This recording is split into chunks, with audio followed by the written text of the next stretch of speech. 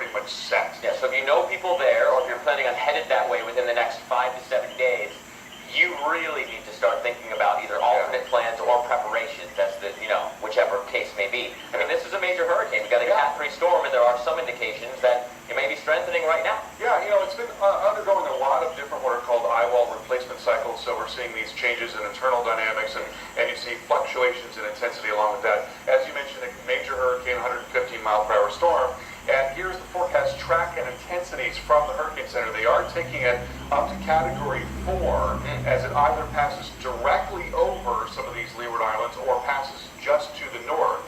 So that's either bad or really, really bad. Basically, that's what that is. And remember, if you're not that used to looking at the cones, this is not the impact swath, right? This is the forecast of where the center will be, and there's equal chances anywhere in this line.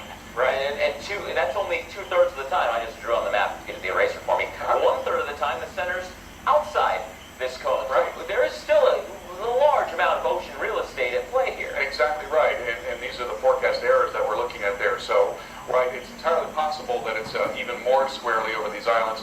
Hurricane watch is now in effect for many of the leeward islands, so in these areas you should be rushing your preparations to completion. We've got until Tuesday night, basically, before this thing really starts to come in. And then, again, there may be direct impacts in Hispaniola, but it may pass just to the north. Direct impacts appear to be likely in the Bahamas. I think we're going to get a really tough hit there. And then you look at this thing and you think, oh gosh, that looks like it's coming right to Florida, but it's really, really complicated after that point. And so what we've got here are what are called the European ensemble members. The European is a really good global model.